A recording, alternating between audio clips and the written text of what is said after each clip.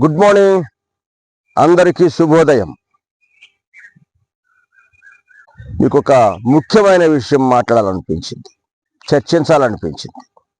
మీ పిల్లల మీద మీకు ఏమాత్రం ప్రేమ ఉన్నా వీడియో స్కిప్ చేయకుండా చివరి దాకా చూడండి. క్షమించండి, కొన్ని పర్సనల్ విషయాల్లోకి వస్తున్నాను. తల్లిదండ్రుల ప్రశాంతతే పిల్లల ప్రశాంతత, తల్లిదండ్రుల ఐక్యతే పిల్లల ఐక్యత, తల్లిదండ్రుల క్షేమమే పిల్లల క్షేమం, తల్లిదండ్రుల ఉన్నతి పిల్లల ఉన్నతి, అభివృద్ధి, తల్లిదండ్రుల సౌభాగ్యమే పిల్లల సౌభాగ్యం. మనం ఏం కలిగి ఉంటామో వాళ్ళు అదే కలిగి ఉంటారు. నిత్యము కొట్లాటే, పోరాటం, యుద్ధం. ఎక్కడ? ఇంట్లో.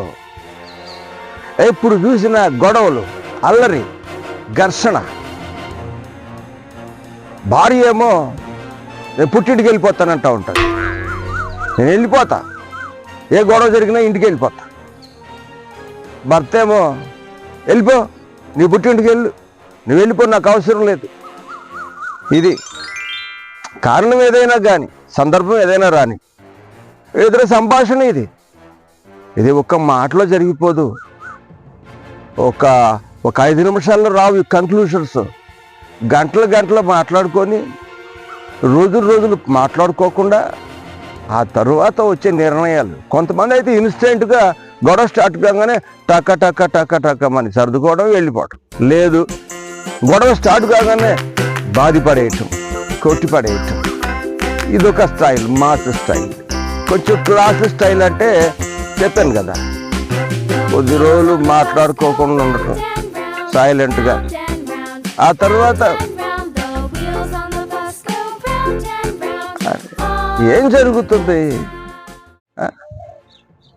పెళ్లి చేసుకున్నారు, చేసుకోకముందే ఉండాలి కదా ఆలోచన. పెళ్లి చేసుకున్నారు, అయిపోయింది, ఇట్లా విడిపోవాలంట. ఇదేనా విధానం?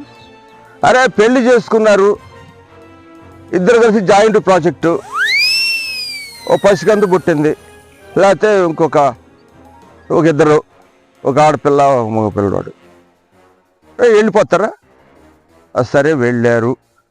ఇవి వెళ్తూ ఊరికి వెళ్దాం, అమ్మాయిని, కూతురునో కొడుకునో ఒకరిని తీసుకుని వెళ్ళింది. ఒకరిని ఎక్కడ, ఒకళ్ళు అక్కడ. మళ్ళీ అన్నా చెల్లెల మధ్య దూరం. వెళ్ళిపోద్ది. వెళ్ళిపోయి ఏం చేస్తుంది? తండ్రి మీద ఫుల్గా నూరిపోసింది.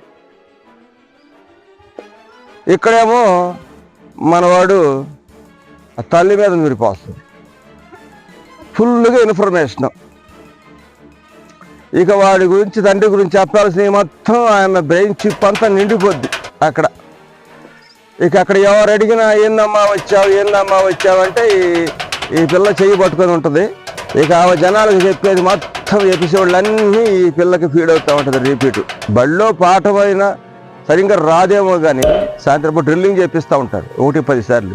100 సార్లు అయితే 200 సార్లు అయితే అడిగిన వాళ్ళకి అందరికీ అదే సమాధానం.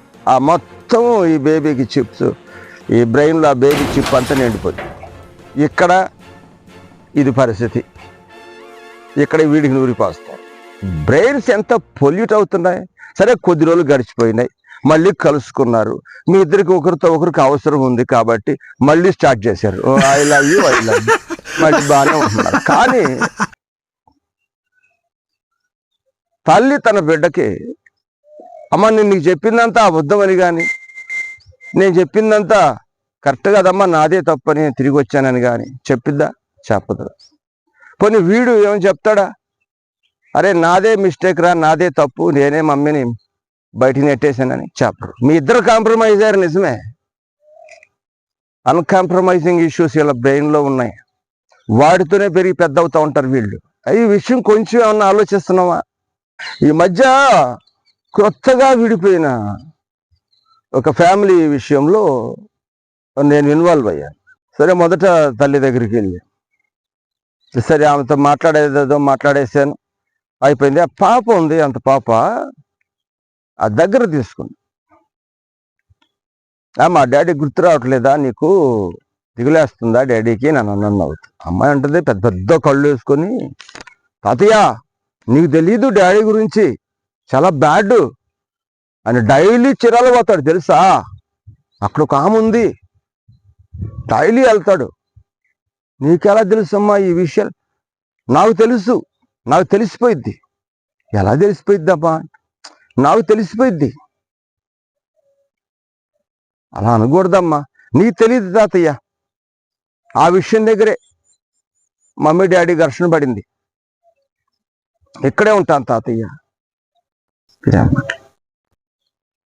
చూసారా, వాస్తవానికి ఆలోచిస్తే నిజంగా ఈ భర్త రెగ్యులర్గా చీరలు వెళ్తాడు. అతని ప్రొఫెషన్ అట్లాంటిది.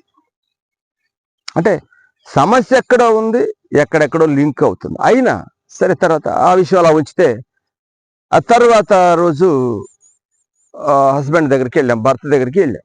ఆడ కొడుకున్నాడు. సరే, వాడితో మాట్లాడి వాడికి ఇవ్వాల్సిన కౌన్సిలింగ్ ఇచ్చిన తర్వాత వాడిని పసివాడిని దగ్గర తీసుకొని, ఏంటన్నా నాన్న అమ్మ గుర్తు రావట్లేదా నీకు, ఎలా ఉండిపోయావు ఎక్కడ అని అంటే, వాడు ఈ ఆడవను కూడా ఆడవట్లా, దుఃఖపడను కూడా దుఃఖపడట్లా. అంటే ఒక వయసులో వాళ్ళకి అర్థం కాదు, అవి కొత్తగా ఇంప్రెషన్స్ బ్రెయిన్లో పడుతున్న సమయాలు. అవి ఇంప్రెషన్స్ పడిన తర్వాత కదా, కొంచెం పెరిగిన తర్వాత పనిచేసేది. అవి పసివాడు గనక ఇంప్రెషన్స్ అప్పుడే పడుతున్నాయి. వాడికి విడిగా ఉన్న దూరంగా ఉన్న సంగతి, సఫర్ అవుతున్న సంగతులు వాళ్ళకి తెలియదు. వాళ్ళకి ఏమైనా ఇస్తే ఈటబుల్స్ తింటా ఉంటారు. పాప పరిస్థితి కూడా అంతే, ఏమైనా పెడితే తింటా ఉంటారు, ఐస్ క్రీమ్ ఇస్తే తింటా ఉంటారు. అప్పుడే ఫ్రెష్గా ఇంప్రెషన్స్ పడుతూ ఉంటాయి బ్రెయిన్లో.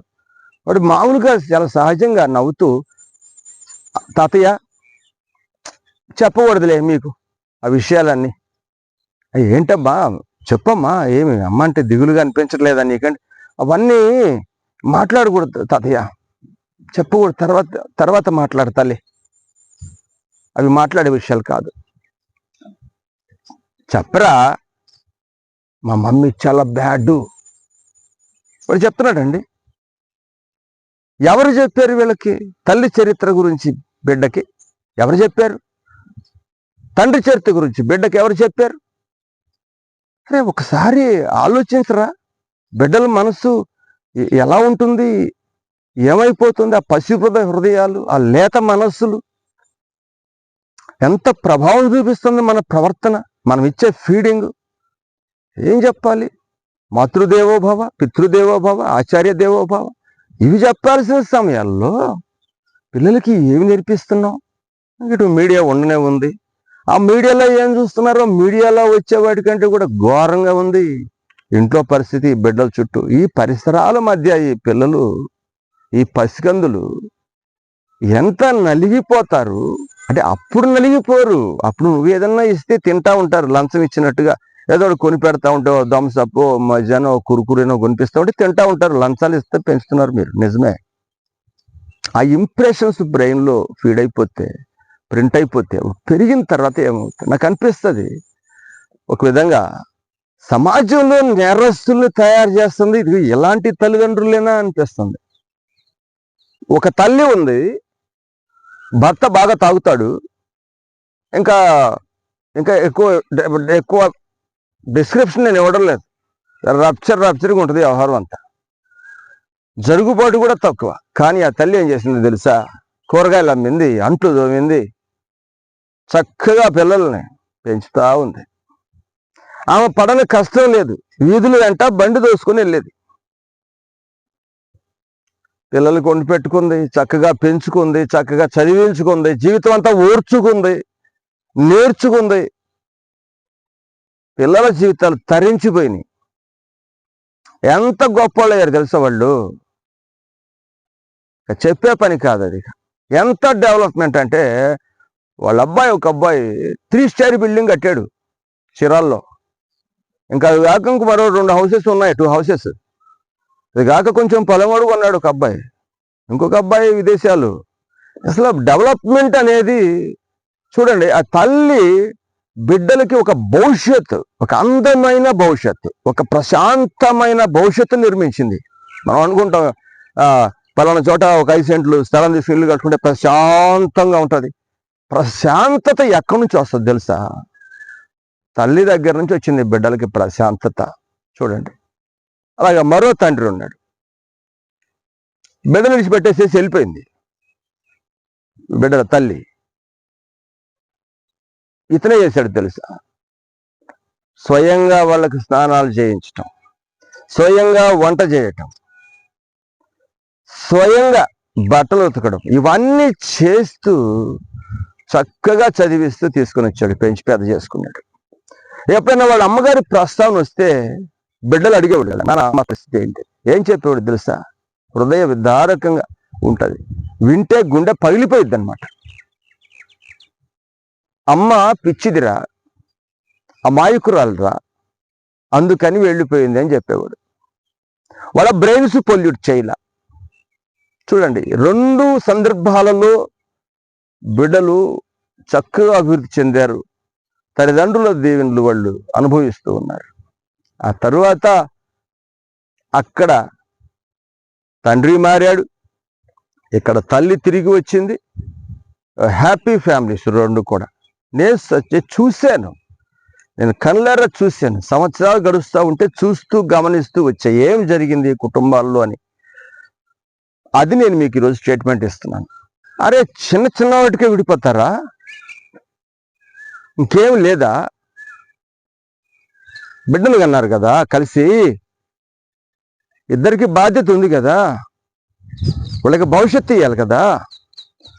కొత్త సభ్యుడు వచ్చాడు కదా లోకంలోనికి, మీ ద్వారా కొత్త సభ్యురాలు వచ్చింది కదా, ఈ బిడ్డ పరిస్థితి ఏంటి? అసలు మీరు ఏం చేస్తున్నారు మీకు అర్థమవుతుందా? అరే, 10 మంది పెద్దల దగ్గరికి వెళ్ళు, బంధువుల దగ్గరికి వెళ్ళు, ఏ కాళ్ళకి నీ బాధను ఏకరువు పెట్టడం, నీ సమస్యలు చెప్పడం, నాకు ఆమె ఓబిడియన్స్ చూపించట్లేదు, ఆమె నన్ను పట్టించుకోవటం లేదు, లేకపోతే వాడు నన్ను ఇట్లా అంటున్నాడు. అరే, బిడ్డ గురించి కొంచెం చూడండి. లోకంలో తల్లిదండ్రుల నిరాదరణకు గురైన బిడ్డలు ఏమవుతున్నారో ఒకసారి చూడండి. న్యూస్ పేపర్ చదవండి. ప్రతి క్రిమినల్ బ్యాక్గ్రౌండ్ ఏంటో తెలుసా? Disturbed family. ప్రతి criminal, almost all the criminals background is his criminal family. Crime చేస్తున్నామమ్మా, ఇట్స్ ఎ క్రైమ్. ఒక కొత్త సిటిజన్, ఆ సిటిజన్ గురించి ఆలోచించకపోవడం. ఎవరు తయారు చేస్తారు నీ బిడ్డని? హీరోలాగా లేదా హీరోయిన్ లాగా గవర్నమెంట్ తయారు చేస్తుందా? సొసైటీ తయారు చేస్తుందా? నీవు కదా ఫస్ట్ ఇమ్మీడియట్ పరిసరం, నీది కదా బాధ్యత. కొంచెం ఆలోచించు. కష్టపెడితే క్షమించండి, కష్టపెడితే ఇలా క్షమించండి, కష్టపెడితే కానీ ఆలోచించండి. వారి బంగారు భవిష్యత్తు నీ చేతుల్లో ఉంది. చూడండి, ఎంతమంది బిడ్డల కోసం త్యాగం చేస్తున్నారు, సర్దుకొని పోతున్నారు. కుటుంబాలలో జీవిత కాలం సర్దుకొని పోతున్నారు. తల్లులు చాలా మంది అన్నారు నాతో చెప్పిన వాళ్ళ విషయం. అయ్యా, ఇది ఇలా ఉంటాడయ్యా, కానీ నేను బిడ్డల కోసం ఊర్చుకున్నానయ్యా. ఏమండి, ఇలా ఉంటుందండి ఆమె, నేను పట్టించుకోను, నేను బిడ్డల కోసం ఊర్చుకొని ఇలా అయ్యానండి. ఇదిగో బిడ్డ పలానా ఇంజనీరింగ్ కాలేజ్ చదువుతున్నాడండి, బిడ్డ పలానా యూనివర్సిటీలో ఉందండి, లేదా బిడ్డ పలానా జాబ్ చేస్తున్నాడండి. చూడు, జీవిత కాలం ఓర్చుకున్నది. నిరీక్షణకి ఫలితం వారి కళ్ళ ఎదుటే ఉంది. వాళ్ళు ఏం చేశారు కాబట్టి నువ్వేం చేస్తావో అదే పెరిగి పెద్ద నీ కళ్ళ ముందు ఉంటుంది. నిన్ను శిక్షించేది అదే, నిన్ను రక్షించేది అదే. చూడమ్మా, పెద్దవాడిగా చెప్తున్నాను, బిడ్డల కోసం నీవు త్యాగం చేస్తే ఆ త్యాగము వృధా పోదు. ఆ ఫలితం నీ ముందే ఉంటుంది. ఆ ఫలితాన్ని చూసుకొని బాగుపడిన బిడ్డని, ఆరోగ్యవంతుడైన బిడ్డని, లేదా జీవితంలో స్థిరపడిన బిడ్డని చూసుకుంటూ ఉంటే నీకెంత సంతోషంగా ఉంటుందా? పెళ్ళైన క్రొత్తలో వచ్చే ఒక ఆషాఢ మాసం తప్ప మీరిద్దరు ఎప్పుడూ విడిపోకూడదని కోరుకునే మీ గాంధీ మాస్టర్. 4 విషయాలు మాత్రం మర్చిపోమాకండి.